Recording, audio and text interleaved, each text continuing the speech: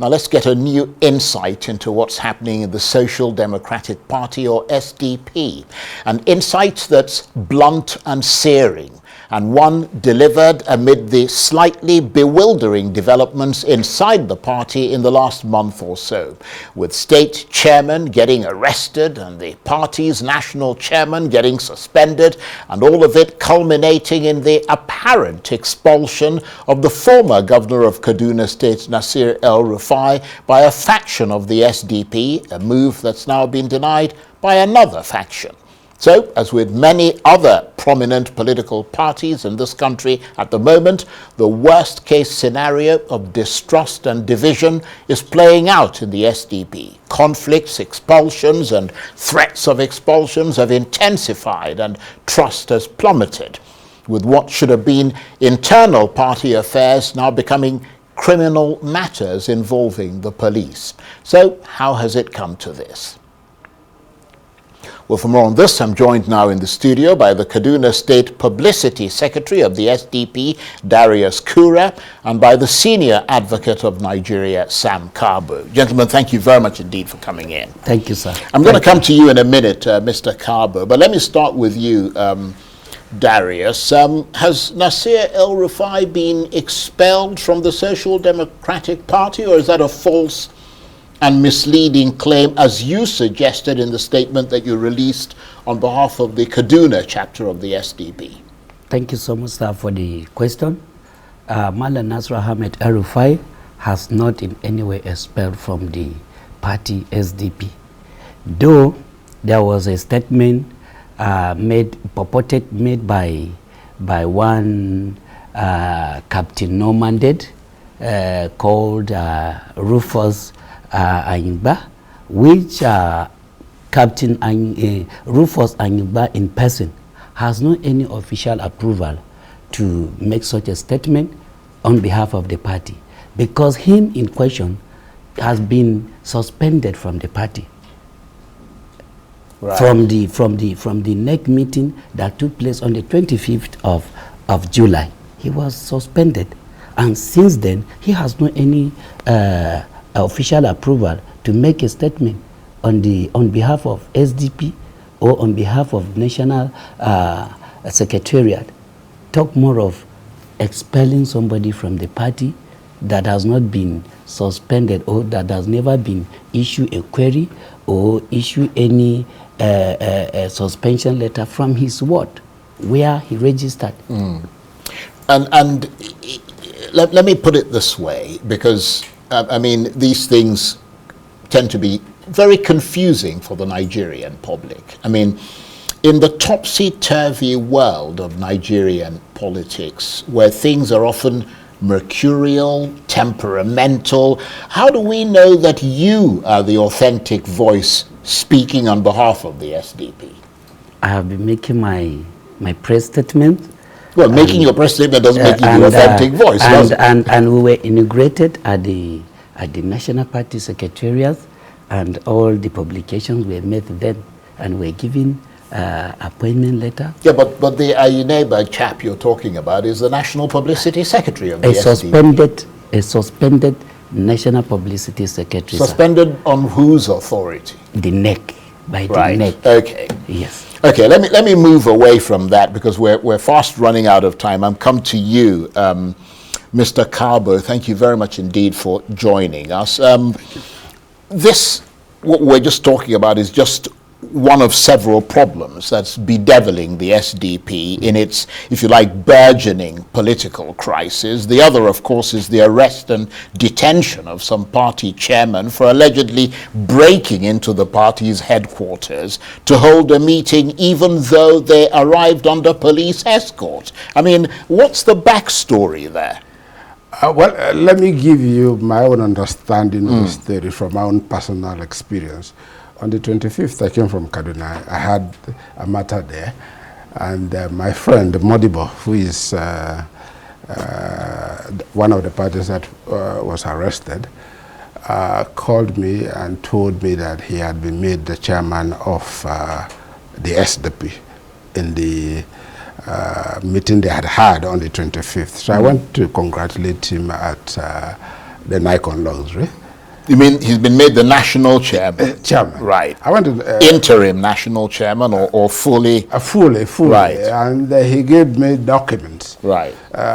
Calling for the meeting and signatures of all the state chairmen who had met and made him the chairman. I congratulated him because he's somebody I had known way back from Gombe in 2011. I had represented the present governor there, and he was working with the present governor in Gombe State. So I came in, congratulated him, for him to call me yesterday to say, oh, I am at the FCID and I need your own presence.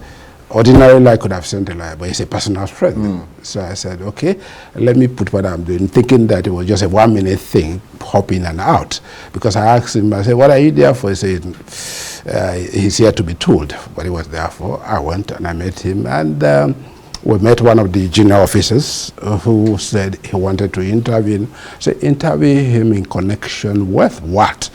And I said, well, they had a petition.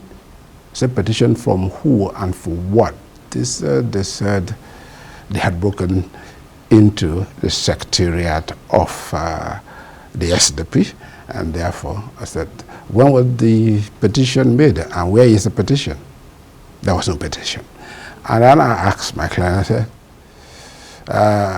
when did you get there? He said, we got into the place at about 10 and we were called back at about 11, before 11. That's less than. So and I asked the gentleman, how could you have had a petition in less than 1 hour?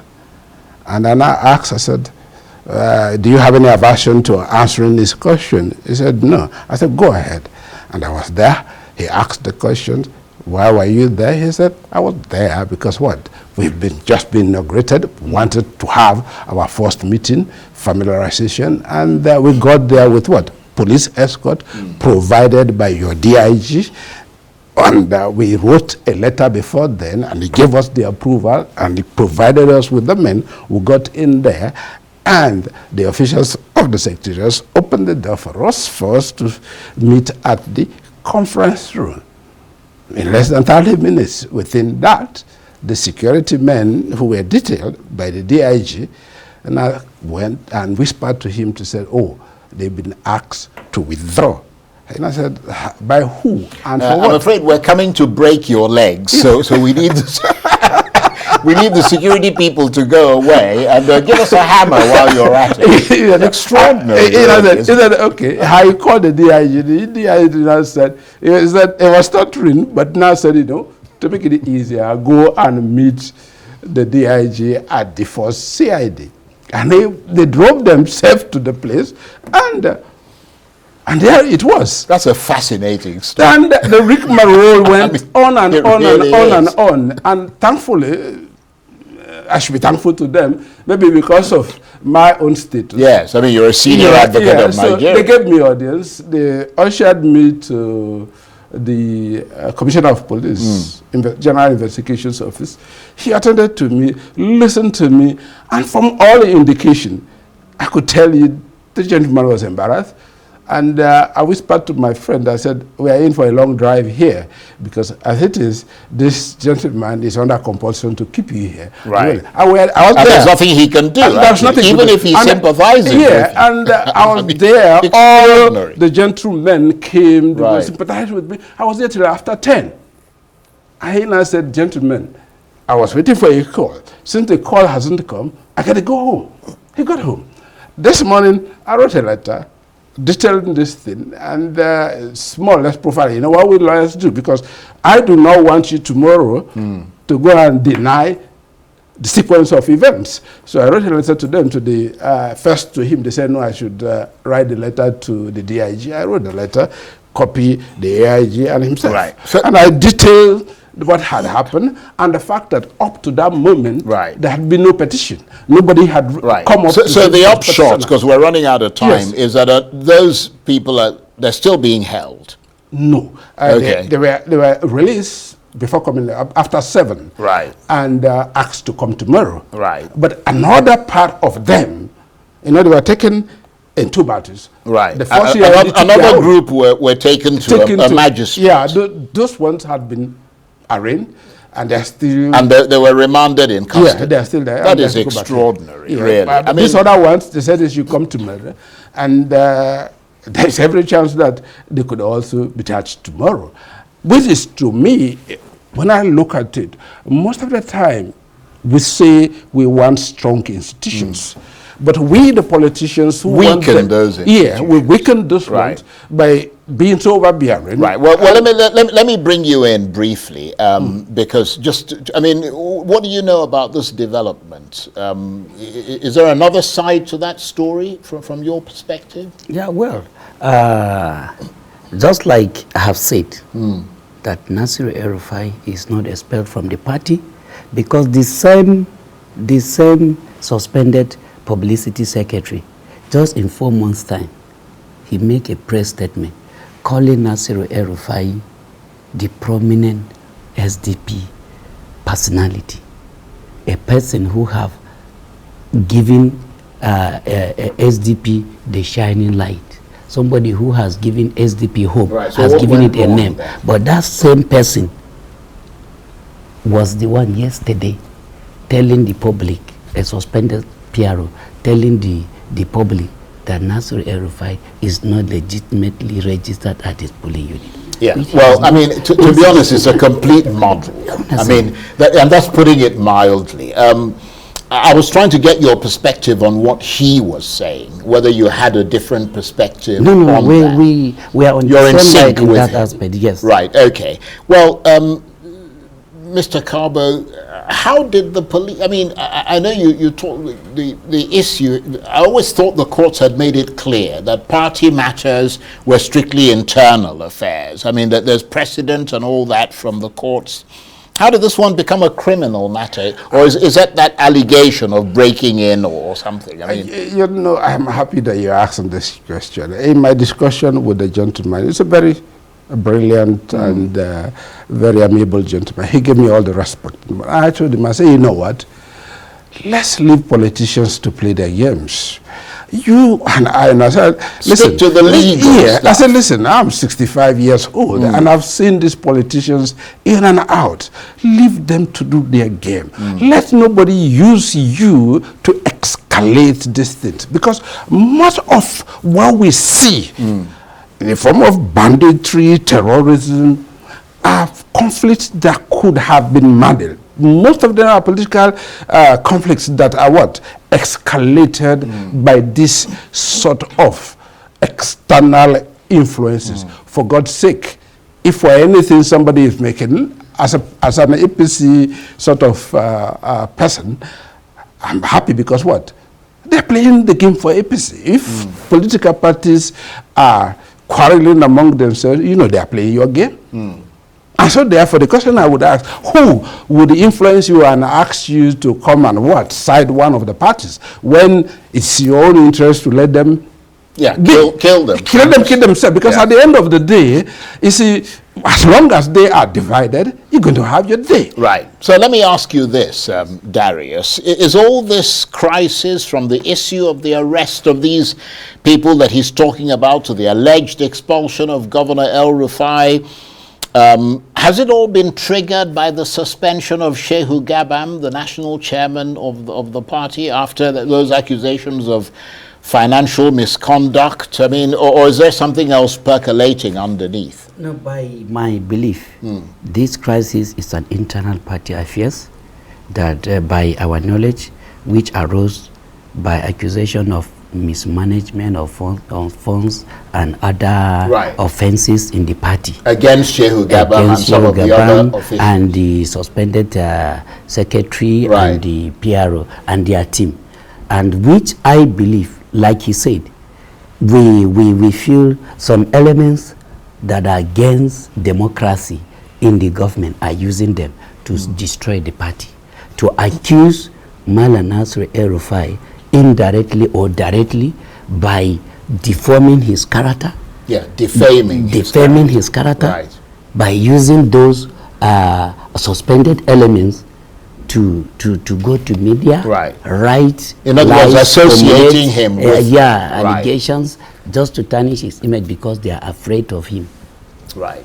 So, I mean, we've literally got, a minute and a half and so on left. Basically, the SDP can now be said to have joined the ranks of unstable political parties in Nigeria, because for a long time it was set up as a kind of shining example of what a party ought to be. Yeah, if for anything, it was much better, more attractive than the ADC. At one point, I was loyal to the chairman of the ADC. I know their antecedents.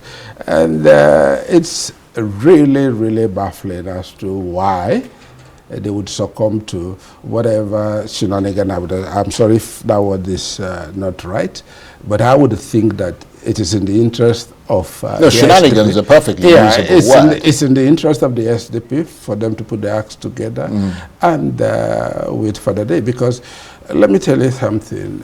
I, by my own education, I gauge democracy from the status, standard, and quality of opposition. Indeed. Not for that of... Not from the ruling party. It's the ruling party, especially the office of the president. I've said so, it's not a democratic institution.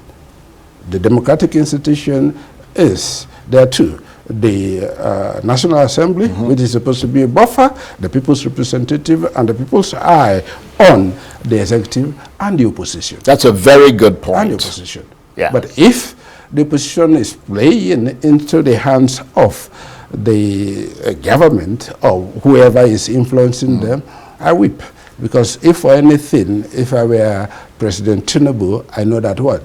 I'm going to be saved some coins and some effort, because the weaker they are, the better I am. Indeed. At the polls. Well, on that rather depressing note, I want to thank you very much indeed. Sam Kargbo is a senior advocate of Nigeria, and Darius Kurah is the Kaduna State Publicity Secretary of the SDP. Thank you very much indeed to both of you. That's it for this edition of Arise Primetime. Join us again tomorrow from me and the entire team here in Abuja and Lagos. Bye-bye, and thank you for watching.